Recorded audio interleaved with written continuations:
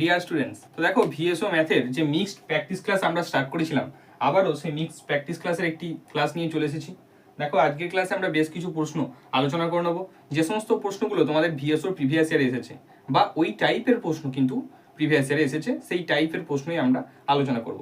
তো দেখো আজকের প্রথম প্রশ্ন কি আছে, বলেছে 5 অঙ্কের ক্ষুদ্রতম কোন সংখ্যাটি 16, 24, 36, 54 দ্বারা সম্পূর্ণরূপে বিভাজ্য। আর হ্যাঁ, তোমরা সকলে খাতা পেন নিয়ে বসবে, প্রত্যেকটা অঙ্ক কিন্তু খাতায় করবে।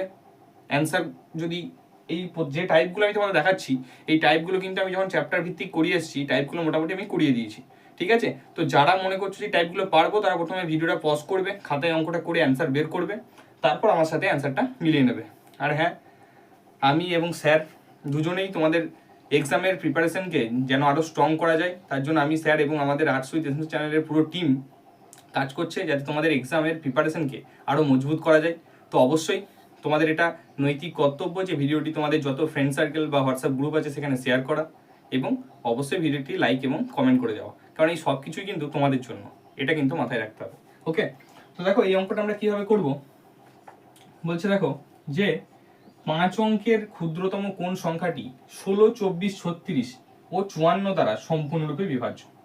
তো লসাগু গসাগু চ্যাপ্টারে আমি এই টাইপের অঙ্ক একটা করিয়েছিলাম, সেখানে বৃহত্তম ছিল, এখানে ক্ষুদ্রতম। আমি ওখানে বলে দিয়েছিলাম যে ক্ষুদ্রতম হলে কি হবে, বৃহত্তম ক্ষুদ্রতম যাই দেখ না কেন, আমাদের প্রথম কাজ হবে কি, এটাকে লসাগু করে নেওয়া। দেখো এখানে আছে 16, তারপর আছে 24, তারপর আছে 36, তারপর আছে 54। কি কি আছে তাহলে, 16, 24, 36 আর 54। এটাকে আমরা ফার্স্টে লসাগু করে নেবো। তো দেখো প্রথমে কত দিয়ে যাবে, 2 দিয়ে যাবে, 2 8 16, 2 12 24, 2 18 36, 2 27 54। এবার দেখো আবার 2 দিয়ে যাচ্ছে, আমরা দেখতে পাচ্ছি 2 4 8, 2 6 12, 2 9 18 এবং এটা হচ্ছে 27 থেকে গেল, কারণ 27 2 দিয়ে যাবে না। এবার দেখো আমরা 2 দিয়েই যাই, চলো 2 দুগুণে 4, 2 3 6, 9 27 হলো। এবার দেখো আর 2 দিয়ে যাবে না, 3 দিয়ে যাবে, তো 2 2 থেকে গেল, 3 1 3, 3 3 9, 3 9 27। আবার যখন একবার 3 দিয়ে যদি যাই আমরা, তাহলে 2 থেকে গেল, 3 1 3, 3 3 9। তো দেখো এখানে 2 দুগুণে এদিক থেকে দেখি আমরা, 3 দুগুণে 6, 3 দুগুণে 6, 6 3 18, 18 3 54, 54কে যদি 8 দিয়ে আমরা গুণ করি, তাহলে আমাদের লসাগু কত হয়ে যাবে, লসাগু হয়ে যাবে কিন্তু 54 গণিত 8 মানে 432। আমাদের লসাগু হয়ে যাচ্ছে 432। তাহলে আমরা আমাদের ফার্স্ট স্টেপটা করে ফেললাম, কি, লসাগু নির্ণয়। তাহলে লসাগু নির্ণয় আমরা করে ফেললাম। এবার তোমাকে শুধু লসাগু নির্ণয় করতে বলেনি, কি বলেছে, বলেছে যে 5 অঙ্কের ক্ষুদ্রতম কোন সংখ্যাটি। তাহলে তোমরা আমাকে বলো যে 5 অঙ্কের ক্ষুদ্রতম সংখ্যাটি কোনটি।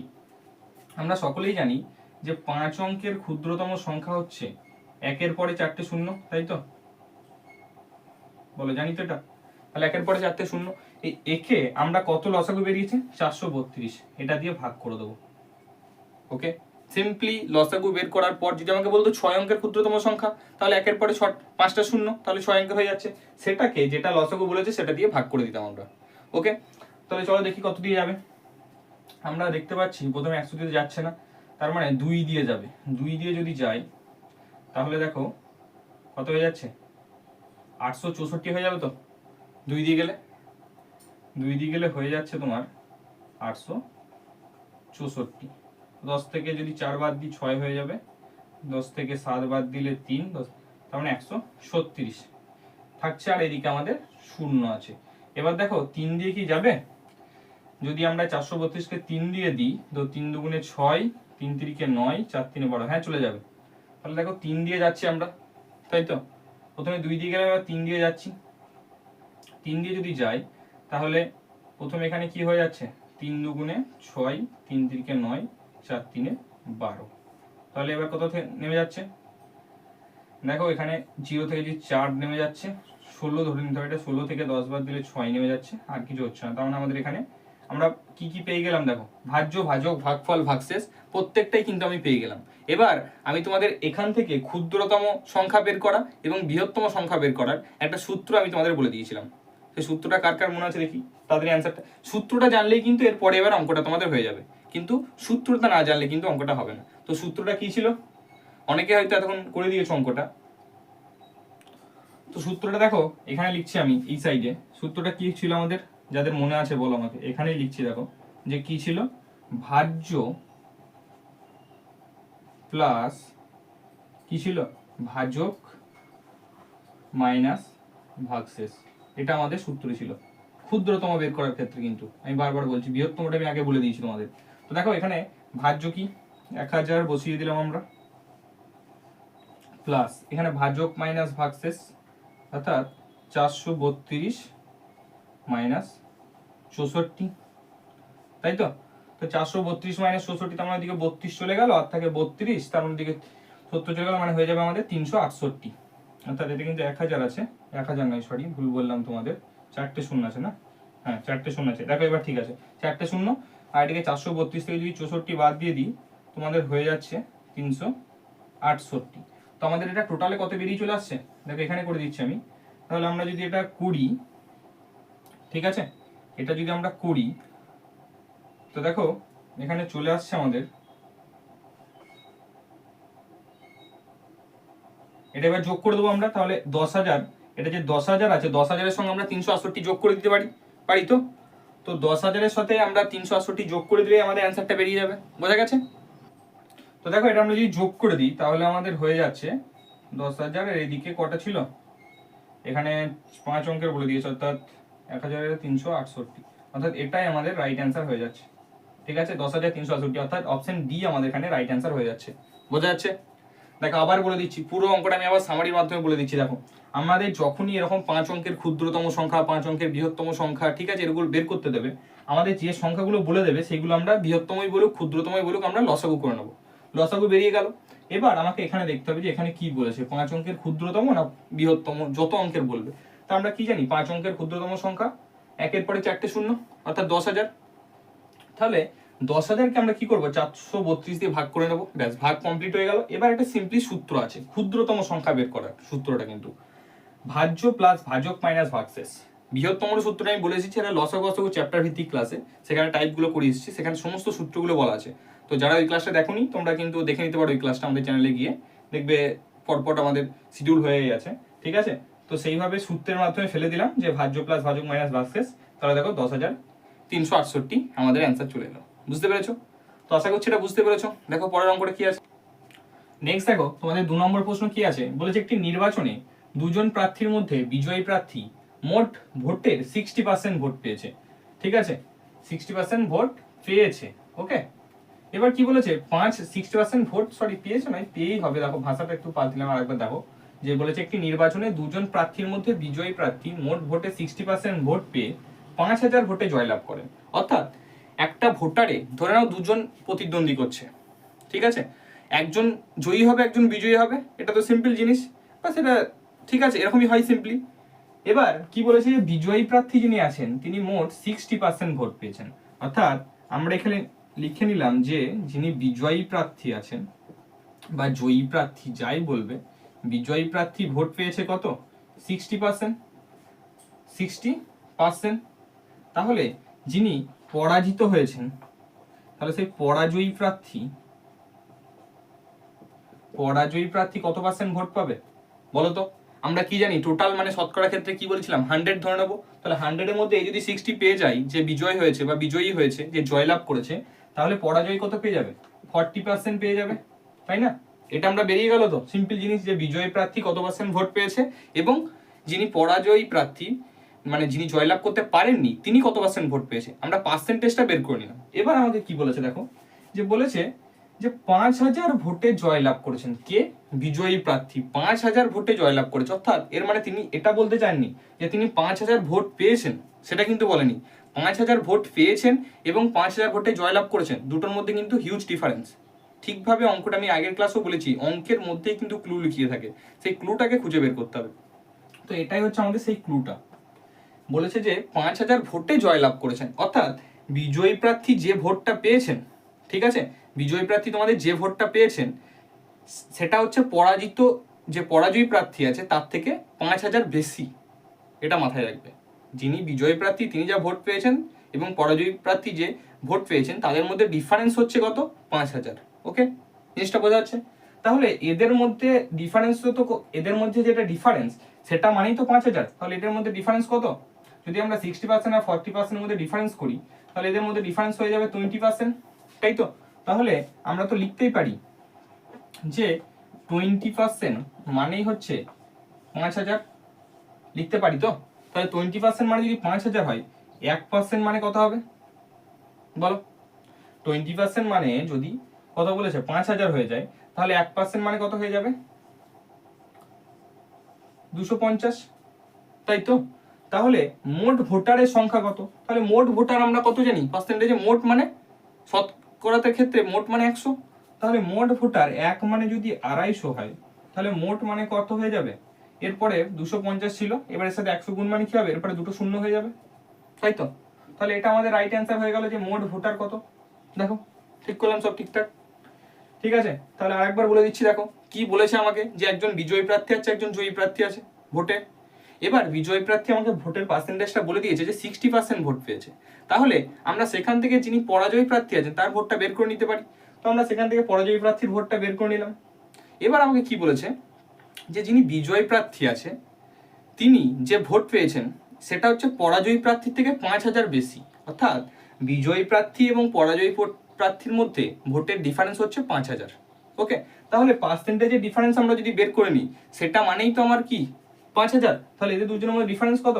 20। তাহলে 20 মানেই 5000, 1 মানে 250 এবং 100 মানে কত সেটা বের করে নিলাম। তাহলে আমার কি বলেছে, মোট ভোটার চেয়েছে, মোট ভোটারের সংখ্যা আমার বেরিয়ে গেল। বোঝা গেছে? আশা করছি এটাও তোমরা বুঝতে পেরেছো। ঠিক আছে, তো দেখো নেক্সট অঙ্ক।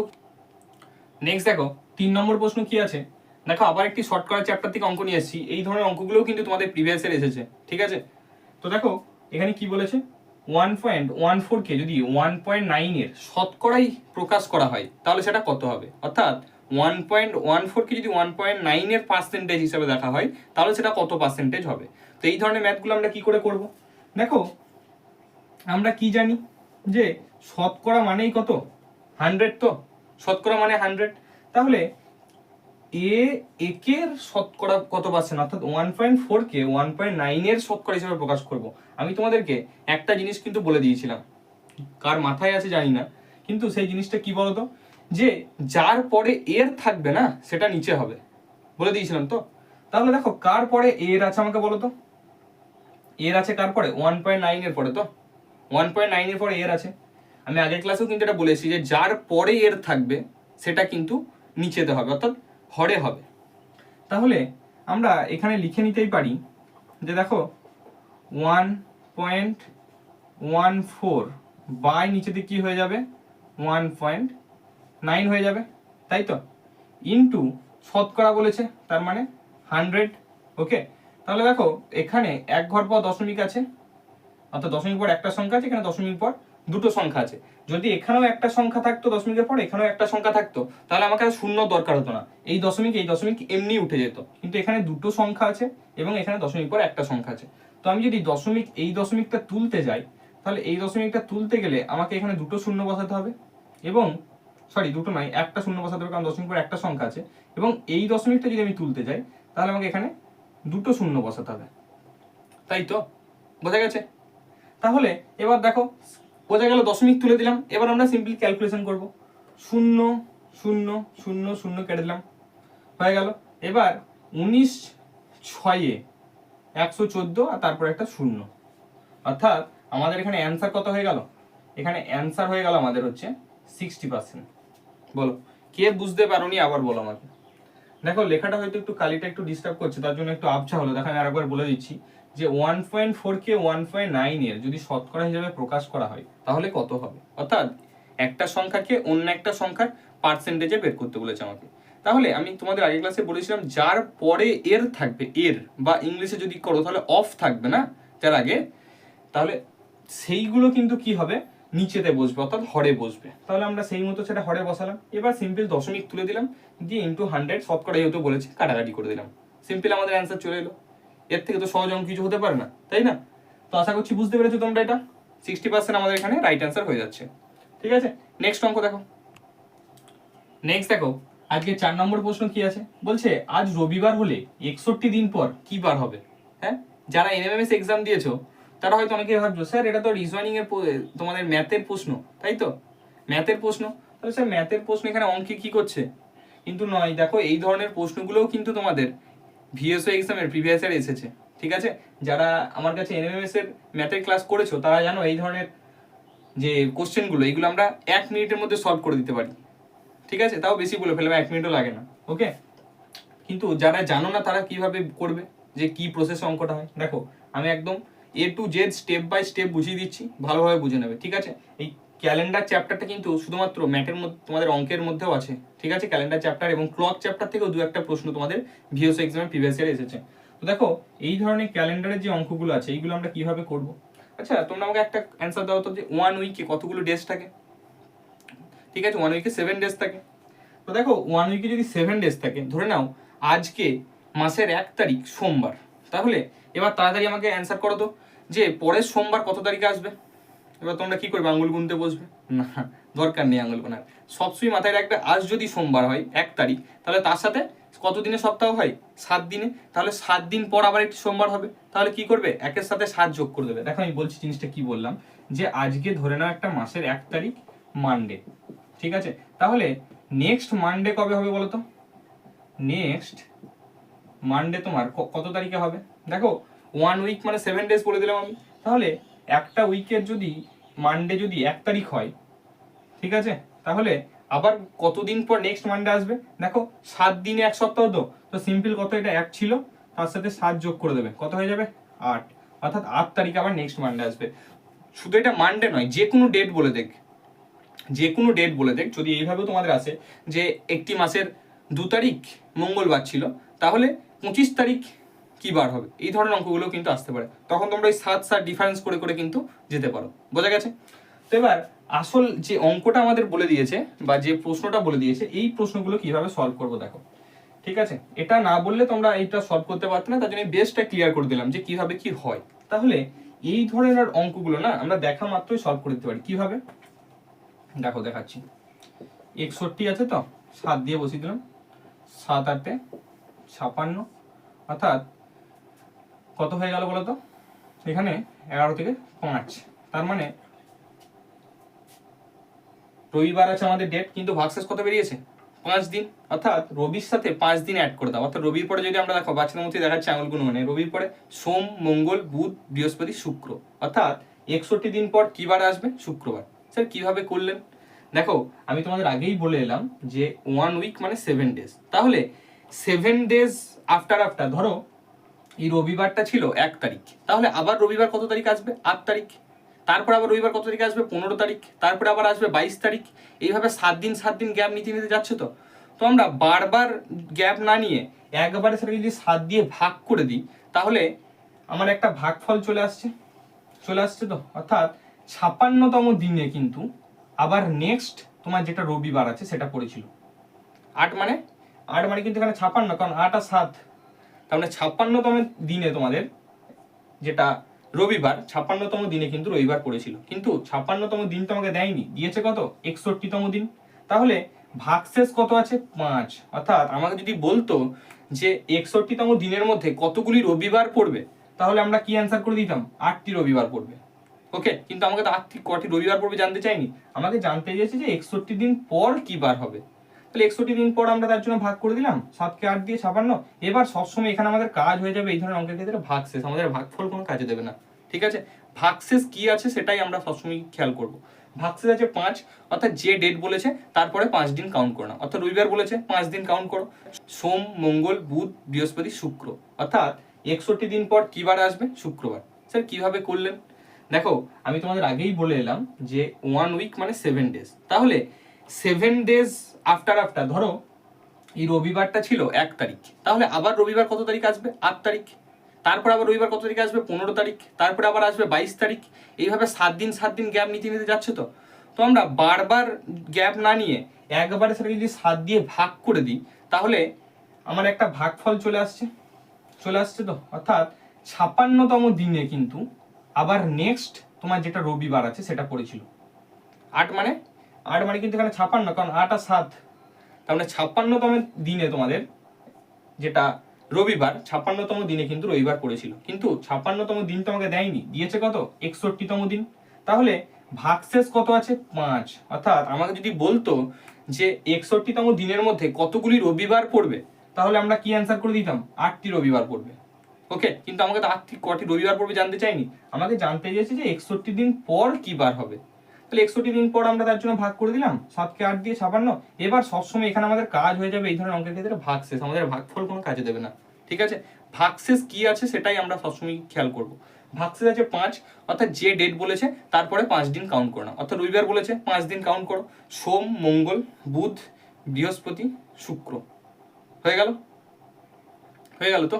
রবিবারের পরে সোম, মঙ্গল, বুধ, বৃহস্পতি, শুক্র, 5 দিন হয়ে গেল তোমাদের। হলো? তাহলে 61 দিন পর আবার কি বার হবে? দেখো রবিবার ছিল আমাদের, তার সাথে 5 যদি যোগ করে দাও 5 দিন, তাহলে আমাদের অ্যান্সার হয়ে যাচ্ছে শুক্রবার। বোঝা গেছে? তাহলে যারা এই ধরনের গুলো করে এসেছো তারা এত কিছু ডিটেলস আমি বোঝালাম একটা মাত্র কারণ, এই জানা তোমরা পরীক্ষার হলে এই শুধুমাত্র এই একটা ডিভিশন বা ভাগের মাধ্যমে যাতে পুরো অঙ্কটা করে আসতে পারো। ঠিক আছে, আমি কিন্তু পুরো বেসটা দিয়ে দিলাম যে কিভাবে এই 7 ভাগ করার এই সূত্রটা এসেছে। বুঝতে পেরেছো? ঠিক আছে, আশা করি এই ধরনের অঙ্কগুলো আসলে তোমরা এবার চুটকির মাধ্যমে করে দিতে পারবে, অর্থাৎ খুব কম সময়ে করে দেবে, তাই তো? তো দেখো নেক্সট প্রশ্ন কি আছে। নেক্সট দেখো আজকের 5 নম্বর প্রশ্ন কি আছে। মিশ্রণের চ্যাপ্টার থেকে একটি অঙ্ক নিয়ে চলে এসেছি, যে টাইপটা তোমাদের প্রিভিয়াস ইয়ারেও এসেছে। তো দেখো এখানে আমাকে কি বলে দিয়েছে যে কোন একটি মিশ্রণে দুধ এবং জলের অনুপাত বলে দিয়েছে কত 7:5। বেশ, তাহলে ওই মিশ্রণে বলেছে আরো 2 লিটার যদি দুধ মেশানো হয়, তাহলে দুধ ও জলের অনুপাত এখন গিয়ে দাঁড়ায় 3:2। অর্থাৎ আগে একটা অনুপাত ছিল, তারপর সেখানে কিছু লিটার দুধ মেশানো হলো, তারপর আবার অনুপাত চেঞ্জ হয়ে গেল। এবার আমাকে জানতে কি চেয়েছে যে পূর্বে কত লিটার মিশ্রণ ছিল। ঠিক আছে, আমাকে জানতে চেয়েছে পূর্বে কত লিটার মিশ্রণ ছিল। তাহলে এই ধরনের অঙ্কগুলো আমি কি করে বের করব? দেখো দেখো আমি এখানে যেমন ভাবে তোমাদেরকে মিশ্রণের অঙ্ক শিখিয়েছিলাম, এখানে লিখে নিলাম প্রথম মিশ্রণ। ঠিক আছে, এখানে লিখে নিলাম খাঁটি দুধ, অর্থাৎ খাঁটি দুধ মানে যে দুধে কোনো জল নেই, অর্থাৎ জলের মিশ্রণ নেই। এবং এখানে একটি হয়ে যাবে, সেটা কি হয়ে যাবে যে প্রথম মিশ্রণ, এটা যদি তুমি দিয়ে দাও তাহলে তুমি দিতেই পারো যে দ্বিতীয় মিশ্রণ। এই নিয়মে তোমাদের আগেও অঙ্ক করিয়েছি আমি, এটা হয়ে গেল দ্বিতীয় মিশ্রণ। ঠিক আছে, ঠিক আছে স্যার, এই পর্যন্ত তো হলো। এবার কি করব? দেখো তোমাকে এখানে প্রথমে কি বলে দিয়েছে, কি মেশাতে হবে বলেছে। দেখো 2 লিটার দুধ মেশাতে হবে বলেছে, তাহলে খাঁটি দুধের জায়গায় আমি কি লিখে দিলাম 2 লিখে দিলাম। 2 না লিখে আমরা কি করব, এখানে খাঁটি দুধ সমান আমরা ধরে নিই 1। খাঁটি দুধ সমান আমরা কি ধরে নেব 1 ধরে নেব, শুধুমাত্র আমরা এখানে 2 ধরবো না। ঠিক আছে, খাঁটি দুধ সমান আমরা যেমন ভগ্নাংশের অঙ্কের ক্ষেত্রে সমগ্র অংশ সমান 2 ধরে নিই, সেটা মানে খাঁটি দুধ সমান আমরা 1 ধরে নেব। আর দেখো আর কি আমাকে বলেছে, বলেছে দুধের পরিমাণ বলেছে, তাহলে দুধের পরিমাণ এখানে অনুপাতে কত আছে 7 আছে, তাই তো? আর জলের পরিমাণ আছে 5, অর্থাৎ টোটাল পরিমাণটা কত আমি যদি দেখি অনুপাতের আকারে, তাহলে টোটাল পরিমাণটা হচ্ছে 12, তার মধ্যে 7 লিটার দুধ আছে। তাহলে আমি এটাকে লিখে দেবো এইভাবে যে 7/12, অর্থাৎ দুধ বলেছে বলে, এখানে যদি আমাকে জল বলতো না, এখানে দুধ মেশানো হলে, এখানে যদি জল বলতো তাহলে এটা 5/12 হয়ে যেত, কারণ জলের অনুপাত আছে 5। বোঝা যাচ্ছে কিভাবে কেন লিখলাম? তাহলে 7/12 হয়ে গেল। খাঁটি দুধ আমার 1 হয়ে গেছে, এটাও সেম জিনিস, দুধই বলেছে আমাকে, এখানে দুধ বলেছে, তাহলে এটা হয়ে যাবে 3 আর 2 5, অর্থাৎ টোটাল মিশ্রণটা হচ্ছে 5, তার মধ্যে দুধ কত আছে 3 আছে, অর্থাৎ 3/5। বলো এই পর্যন্ত বোঝা গেল? এবার আমরা কি জানি কোনাকুনি বিয়োগ হবে, অর্থাৎ এটা হয়ে যাবে 1 - 3/5, অর্থাৎ এটা যদি আমরা ক্যালকুলেশন করি তাহলে হয়ে যাবে 2/5। আর এই দিকেও সেম জিনিস হয়ে যাবে যে 7/12 থেকে কত বাদ যাবে, 7/12 থেকে বাদ যাবে 3/5, অর্থাৎ 60 লসাগু যদি আমরা করে দিই, 12 5 60 লসাগু, তাহলে 5 বাই 35, তাই তো? আর এদিকে তোমার 12 5 7, তার মানে এদিকে 7 5 তোমার 35 হয়ে যাচ্ছে, আর ওদিকে তোমার 12 3 36 হয়ে যাচ্ছে। এভাবে আমরা করতে পারি। তাহলে 7 5 যদি 35 হয়ে যায়, তাহলে 35 হয়ে গেলে এখানে দেখো আমাদের 8 5 12 36, মানে 36 হয়ে যাচ্ছে। ঠিক আছে, হয়ে গেল।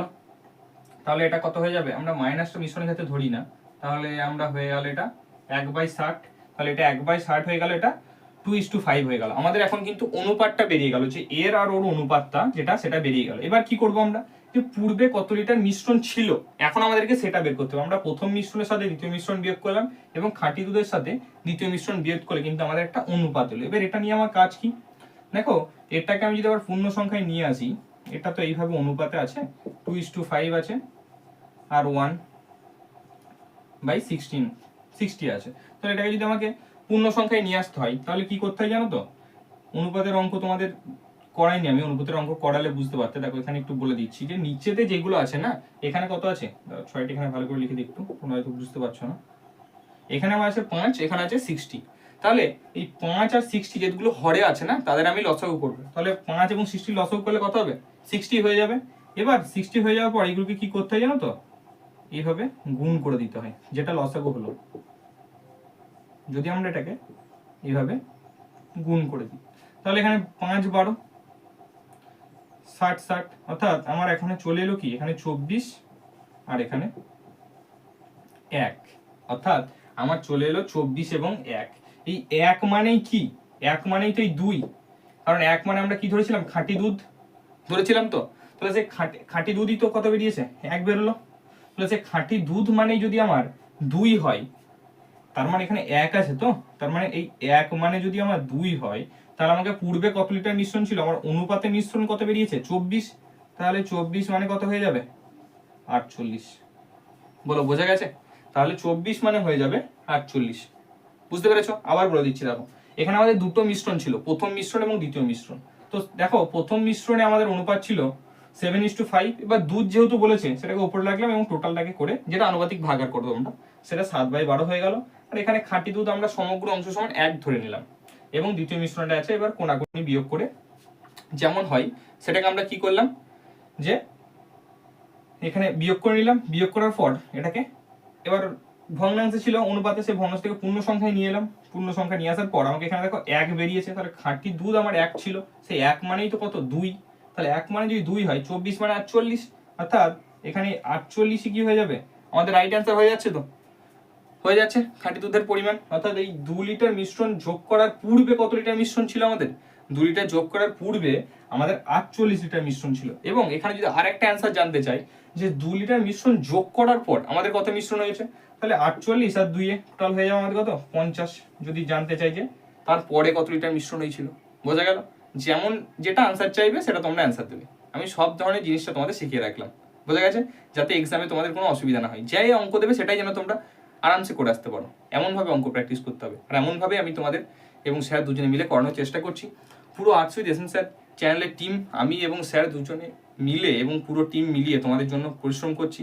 তো সেই পরিশ্রমটার একটাই তোমাদের উদ্দেশ্য, আমাদের এই পরিশ্রমের, যে তোমাদের যাতে ভিওসি এক্সামটা ভালো হয় এবং ভিওসি এক্সামের প্রিপারেশনটা আরও স্ট্রং হয়। তাই অবশ্যই ভিডিওটি যতটা সম্ভব তোমরা শেয়ার করে দেবে, এবং লাইক এবং কমেন্টও তো তোমরা করছোই এবং অবশ্যই করবে, ঠিক আছে? তো এটা বুঝতে পেরেছো আশা করছি। এবার দেখো পরের প্রশ্ন কি আছে। নেক্সট দেখো আজকে 6 নম্বর প্রশ্ন কি আছে। বলেছে কোনো একটি পরীক্ষায় 40% ইংরাজিতে, 30% গণিতে ফেল করলো এবং উভয় বিষয়ে 15% ফেল করলো। আমি এই ধরনের অঙ্ক কিন্তু তোমাদের যখন শতকরা চ্যাপ্টারটা করিয়েছি, সেই চ্যাপ্টার এই ধরনের অঙ্কগুলো কিভাবে করবে বা এই টাইপের অঙ্কগুলো কিভাবে করবে সেটা ডিটেলস বুঝিয়ে এসেছি, ঠিক আছে? তো সেখান থেকে তোমরা যারা এই টাইপগুলো জানো না, তারা সেখান থেকে গিয়ে কিন্তু শতকরা চ্যাপ্টারের অঙ্কগুলো দেখলে তোমরা বুঝতে পেরে যাবে। ওকে, তো দেখো এই অঙ্কগুলো আমরা কিভাবে করব। দেখো আমাদের দুটো সাবজেক্ট বলেছে, একটা হচ্ছে ইংলিশ এবং একটা ম্যাথ। ইংলিশে 40% ফেল করে এবং গণিতে বা ম্যাথে ফেল করে 30%। তাহলে টোটাল কত পার্সেন্ট আমাকে ফেল করেছে সেটা জানতে হবে। টোটাল ফেল কত পার্সেন্ট করেছে? দেখো টোটাল ফেল করেছে 40% প্লাস 30%। এটা ফেল করেছে তো টোটাল, তাহলে 40% প্লাস 30% টোটাল 70% আমার ফেল করেছে। এবার আরেকটা টুইস্ট আছে অঙ্কের মধ্যে, সেটা হচ্ছে কি বা ক্লু যেটা বলতে পারো, উভয় বিষয়ে 15% ফেল করেছে। আমরা ভেন ডায়াগ্রামে পড়েছিলাম যে ধরো ভেন ডায়াগ্রামের মাধ্যমে বোঝাচ্ছি, এটা হচ্ছে 40% কিসে ফেল করেছে? ইংলিশে, এবং 30% ম্যাথে ফেল করেছে। তো আবার একটা জিনিস আমাদের বলে দিয়েছে, সেটা হচ্ছে যে 15% উভয় বিষয়ে ফেল করেছে। তাহলে উভয় বিষয় মানে এখানেরও কিছু পার্সেন্টেজ যাবে, এখানেরও কিছু পার্সেন্টেজ যাবে। তো যারা ভেন ডায়াগ্রাম করেছে এনএমএমএস এর জন্য তারা এটা বুঝতে পারবে। ধরো এটা 40% ইংলিশে ফেল করেছে, 30% গণিতে ফেল করেছে, তাহলে 15% যেটা উভয় বিষয়ে ফেল করেছে সেটা এরও কিছু পার্সেন্টেজ, অর্থাৎ ম্যাথের কিছু পার্সেন্টেজ ফেল করেছে এবং ইংলিশের কিছু পার্সেন্টেজ ফেল করেছে। উভয়ই সেই পার্সেন্টেজটা তো দুটোর মধ্যেই আছে তো, এটা বুঝতে পেরেছো আগে সেটা বলো আমাকে। ঠিক আছে, তাহলে আমরা এবার কি করব, সেটা দুটোর মধ্যেই আছে, তাহলে দুটোর মধ্যেই যদি থাকে, সিম্পলি এর মধ্যে এবং এর মধ্যে দুটোর মধ্যে যদি 15% থাকে, যেটা আমরা আগে কাউন্ট করে ফেলেছি, তাহলে আমরা কি করব, উভয় বিষয় যেটা ফেল করেছে, তাহলে দেখো আমাকে জানতে চাই শতকরা কতজন পাস করেছে, তাহলে আমরা সিম্পলি সেটা কিছু করার দরকার নেই, আগে উভয় বিষয় বের করে নেবো। তাহলে উভয় বিষয়ে ফেল করেছে 15%, তাহলে 70 থেকে আমরা সেই 15% সিম্পলি বাদ দিয়ে দেবো, অর্থাৎ আমাদের 70% থেকে যদি 15% বাদ দিয়ে দিই, তাহলে এটা হয়ে যাচ্ছে আমাদের 55%, অর্থাৎ আমাদের যেটা ফেল করার পার্সেন্টেজ সেটা হয়ে গেল কত, 55%। বোঝা গেছে? এবার আমাকে বলেছে তাহলে শতকরা কতজন পাস করেছে। এবার তো সিম্পল জিনিস, আমরা শতকরা চ্যাপ্টারে টোটাল মানে কত ধরে নিই, বারবার বলছি টোটাল মানে ধরে নেবে 100, তাহলে 100-এর মধ্যে যদি 55% ফেল করে, তাহলে পাস করেছে কতজন, তাহলে পাস করেছে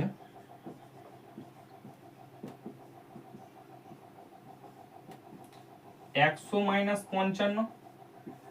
55% সমান কত, 45%, তাই তো? তার মানে 35% আমাদের কি করেছে, পাস করেছে, অর্থাৎ আমাদের সেটাই জানতে চাইছে কতজন পাস করেছে, অর্থাৎ 45% আমাদের এখানে রাইট অ্যান্সার হয়ে যাচ্ছে। বলো বোঝা গেছে? বোঝা গেছে? ঠিক আছে, আমাকে যখনই বলে দিয়েছে এটা ইংলিশে 40%, গণিতে 30%, ঠিক আছে, সেটা আমি যোগ করে নিলাম, টোটাল এত পার্সেন্ট ফেল করেছে, কিন্তু উভয় বিষয়ে 15% ফেল করেছে। অর্থাৎ উভয় বিষয় বলতে কিছু জন ইংরাজি এবং অঙ্ক দুটোতেই ফেল করেছে, তাহলে দুটোতে যারা ফেল করেছে তারা একা একাও তো ইংরেজি অঙ্কতে ফেল করেছে, তাহলে সেটা তো আমরা আগে ধরে নিয়েছি, তাহলে সেখান থেকে তার জন্য আমরা 15টা বাদ দিয়ে দিলাম, তাহলে হয়ে গেল 55। বোঝা যাচ্ছে? তাহলে 55 যদি হয়ে যায়, তাহলে পাস করেছে কত, 55% যদি ফেল করে, তাহলে পাস করেছে 100 - 55, অর্থাৎ 45%। ভেনটা বুঝতে পেরেছো তো? এটা 40%, এটা 30%, এবং উভয়ে যদি 15% হয়, তাহলে এখানে কিছু জন আছে, এখানে কিছু জন আছে, কিন্তু এটা মাথায় রাখবে। বোঝা গেছে? ভেন ডায়াগ্রাম যাদের ক্লিয়ার আছে তারা ভালোভাবে বুঝতে পারবে। এমনিতেও আমি ভেন ডায়াগ্রাম মাথায় বুঝে গেছি, কারোর কোনো ডাউট থাকার কোনো অসুবিধা নেই, বা ডাউট থাকার কথা নয়। তবু যদি ডাউট থাকে, আমি পরের ক্লাসে এই ধরনের আরো ম্যাথ নিয়ে আসবো এবং সেই ডাউটগুলো তোমাদের ক্লিয়ার করার চেষ্টা করব। তো আজকের ক্লাসটি এই পর্যন্তই ছিল। আশা করছি পুরো ক্লাসের প্রত্যেকটা ম্যাথ তোমরা বুঝতে পেরেছো, এবং হ্যাঁ, আবারও বলছি, খাতা পেনে কিন্তু অঙ্কগুলো করবে, শুধুমাত্র ভিডিও দেখে অ্যান্সার করে চলে যাবে না, কারণ এক্সামের সময় তোমরা কোন টাইপের অঙ্ক এক্সামে আসতে পারে, আমি কিন্তু সেই টাইপেরই অঙ্ক করাচ্ছি, তো টাইপগুলো তোমরা পরীক্ষার আগে দেখে যেতে পারবে। ওকে, তো সকলে অবশ্যই কেমন লাগলো ক্লাসটা কমেন্টে জানাবে, এবং আজকের ক্লাসটা এই পর্যন্তই ছিল। পরবর্তী ক্লাসে আবার কিছু প্রশ্ন নিয়ে তোমাদের সামনে চলে আসবো। ধন্যবাদ।